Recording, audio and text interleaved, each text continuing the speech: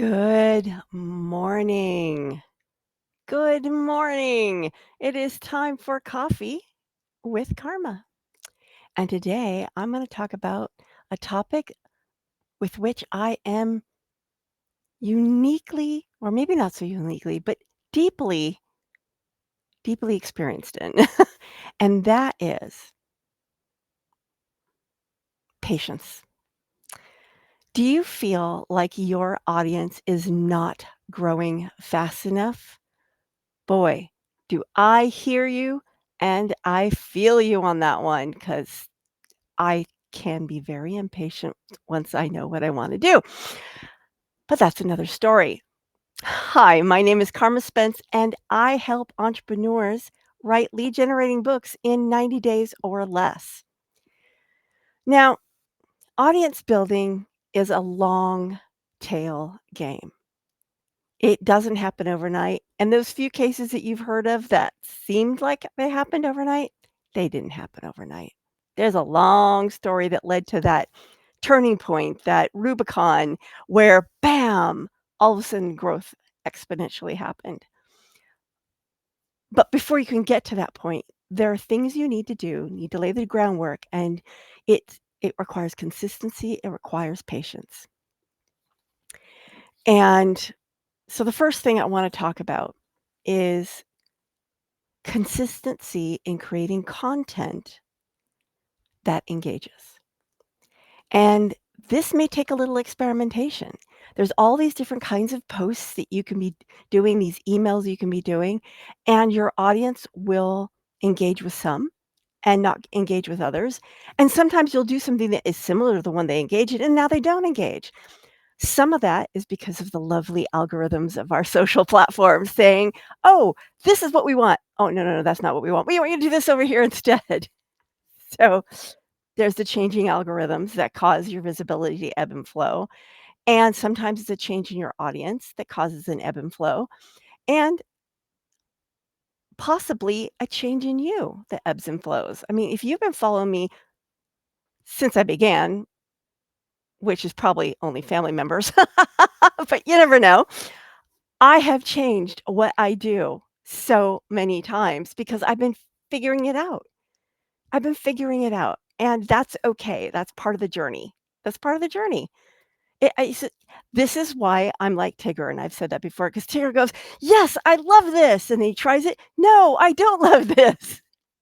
I'm so like that. I'm like, "Yes, this is what I'm gonna do," and then I start doing it, and I'm like, "Oh, no, no, that wasn't what I wanted to do after all."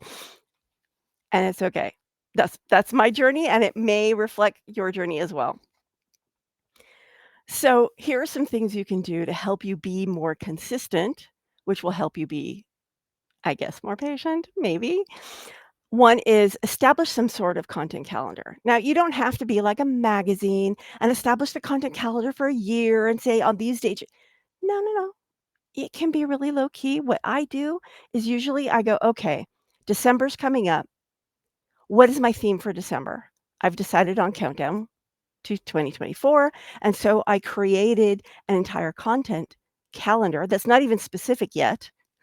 To Tomorrow is December. I mean, the first few days are set, but I'm still building out the rest of that days. My goal was to have it all done before December, but, that's laid plans. Oh, well. Then so now you're posting content, and you're posting content regularly because you're following your plan. You made a plan, you're implementing the plan. Now you want to watch the engagement you get and interact with people. It is so easy, and believe me, I fall into this trap all the time. When someone says something, comments on my post, I like it and leave it there. That doesn't create the engagement that makes the algorithm do something. It is better to respond, reply to their they start a conversation. I mean, I've had interesting conversations in threads about books and cats. Stuff happens, it's like, but it doesn't matter what the engagement is about for well, it does and it doesn't.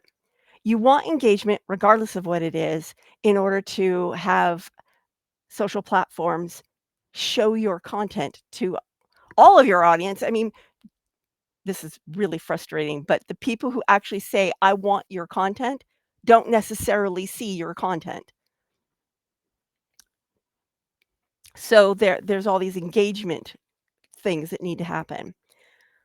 Then, so now you've got regular content, regular interaction. Don't put stuff up just to put stuff up. Always be intentional and make sure that the stuff that you have that's about, because you're going to have a mix of stuff that's about you and your life, because I've got my Friday memes with my cat. And just as a heads up, in December, I'm giving Bold Kitty the month off, and we're going to have AI generated cats doing really cool stuff. I came up with some really fun ideas. So just a little teaser. Stay tuned. Um, and actually, if you're on my newsletter, you've already seen this Friday's cat meme because I include it in my Wednesday newsletter. So if you want to have the Friday cat meme on a Wednesday, you have to subscribe to my email and you have to open up the newsletter. It's all the way at the bottom. Anyway, so focus on quality, and then every once in a while, do a series where multiple posts are a continuation. I did one a few months ago about short books because I was leading up to my authority building short book Jumpstart, which was a piece of my Black Friday deal this year, but I actually came up with built the course out in April. Anyway, I had a whole series, and that series did really well. So I decided to do it again, and it didn't do well. So you never know. You have to kind of, like so many things in business and life and cooking, you need to experiment. This is what marketing is about. It's marketing is an experimental thing. It's an art and a science, and things that work today don't necessarily work tomorrow. And sometimes it's because the audience has changed, and sometimes it's because you did something slightly different, and that's what broke it. You never know. So you have to continually experiment. So that's the first thing. Be consistent, and over time, your audience will grow. I've seen my audience grow because I'm approximating consistency. Stuff happens. Stuff happens like this Monday. Every Monday, I do my podcast. Well, this Monday, I took the day off and forgot it was Monday. Oops. Oops. So the podcast didn't happen on Monday. I did it last night instead. Hey, life happens. You're human. Second thing, when you're engaging with your audience, be authentic. Don't just say stuff to say, just like you don't post stuff to post stuff, you don't say stuff to say stuff. Be genuine. And if someone says something that triggers something for you that you have a response, do that. I mean, be genuine, be human. You be you. Your geek factor will shine through naturally when you just let go of trying to be this perfection and just be you. Just be you. So that includes a personal touch. It includes real conversations. It includes vulnerability. And it also requires you to listen to what your audience is saying and relax into it. Now, sometimes people who are following you will want something you don't want to give. That happens. I've had people attracted to my stuff that wanted me to be something that I'm not. And that's okay. That usually means that your message was a little off and you attracted the wrong people. Not that they are wrong, but they weren't right for you and what you offer. So when that happens, this is part of the listening. When that happens, you go, okay, why is this person coming to me and wanting me to provide something that is completely out of alignment with who I am and what I do? What's wrong in my messaging? What did I do to attract that person and mislead them? Now, sometimes there's just random jerks. That happens too, but not very often. More often than not, it's your messaging that's wrong. So listen to what people are telling you so that you can tweak your message and attract your ideal, dreamy, dream nirvana clients. And the third thing, which is related to what I just said, is use feedback to improve and connect. You want to solicit feedback when you really need it. So that's where a lot of these engagement questions come in. Sometimes you're asking your audience, "Hey, do you like this?" I mean, a few weeks ago, I had this brilliant idea. I still like it. I might implement it someday, but right now my audience is not into it because I asked it. My idea is, what if you could write a fiction book that marketed your business? These things do exist. There are actual fiction books out there that are meant to educate entrepreneurs in entrepreneurial things. And it occurred to me that there might be a segment of my audience who would be intrigued about that idea. And so I said, "Hey, if I offered like a master class or a challenge or something like that to help you come up with your fiction book to market your business, would you be interested?" Crickets. Does that mean nobody's interested in that idea? No. It just means nobody who saw that post was interested in it. There was another idea. I had this years ago. I still like it. I like my ideas. Other people don't necessarily like my ideas, but I like my ideas. And that was a series on the mythological lessons for business. So, like, take the Greek mythology. So the I don't know, the story of Perseus or the story of Pegasus or the story of the Gorgon Medusa, and pull the lessons out of those myths that can be applied to business. I thought that was a cool idea. It kind of played to my geek factor, and at the time that I posted, "Hey, would you be interested in this?" No one was interested. Maybe you're interested. If you are, drop a comment. I would be happy to do that project someday. Maybe write a book where each chapter does that. I don't know. I haven't decided. It's an idea that's percolating, but maybe it's an idea whose time hasn't come yet. And that's part of the whole experimental thing of marketing. And when you get your feedback, implement the changes. So, for example, in these 2 cases, my implementation strategy was not to do it because it would be a waste of my time because no one was particularly interested. But other times, I'll, like, post a question and say, "Hey, are you interested in this?" And people will go, "Yes, yes, implement right away while the fire is hot or the pan is hot." I don't know. You know the metaphor, you know what I'm talking about. And you're going to receive criticism that is unpleasant and uncomfortable and may hurt your feelings. What I recommend is you go in a little corner, have a little cry, then put your big girl pants on and move on. Because no, not everyone's going to agree with you. Believe me, I know that. And sometimes it's hard. Sometimes it's really hard.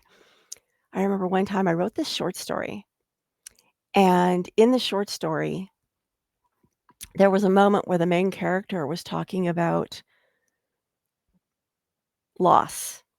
And I was using loss that I had experienced to inform that scene, and I talked about losing my grandmother and losing my dog.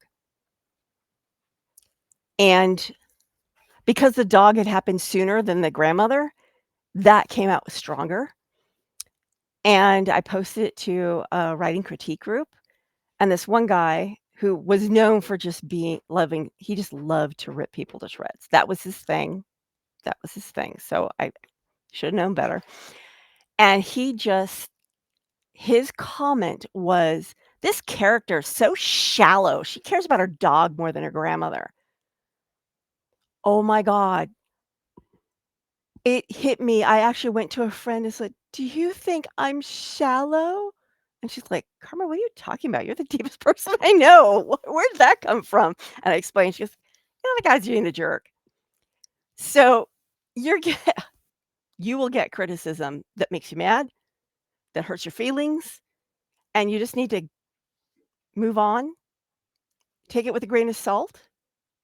And maybe find the lesson in there. I mean, yeah, he was being a jerk by saying that, and I shouldn't have taken it personally, But yes, he was also right.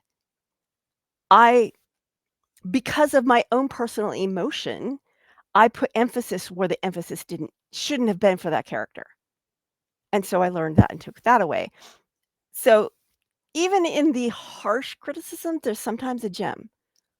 And sometimes they're just being a jerk. Because unfortunately, jerk is jerk. You can find a jerk anywhere because jerks are an equal opportunity affliction. It's like, it doesn't matter. It doesn't matter your background, your height, your weight, your religion, your country of origin. It doesn't matter. There's a jerk everywhere. You can find them, and sometimes they just go whoop, and they land on you, and you just have to like, okay, that's just part of life. And then you want to focus on the improvements. You want to focus on what you're doing right. You want to focus on your growth. And okay, you fell on the face there. Move on. Pick yourself up. Move on. So I know I started talking about patience. What I just gave you is a litany of things that require patience in order to get to where you want to be. And where you want to be is a large, engaged audience. In order to get to that large, engaged audience, you need to do the things, and you need to do the things over and over and over time. It's just the way it is. And at some point, you'll reach your critical mass, and boom, you're an overnight success. That's what you're working toward, right? So, tomorrow is Fun Friday, and I will have a fun topic talking about interactive books. And I look forward to seeing you tomorrow with another episode of Coffee with Karma. Ciao.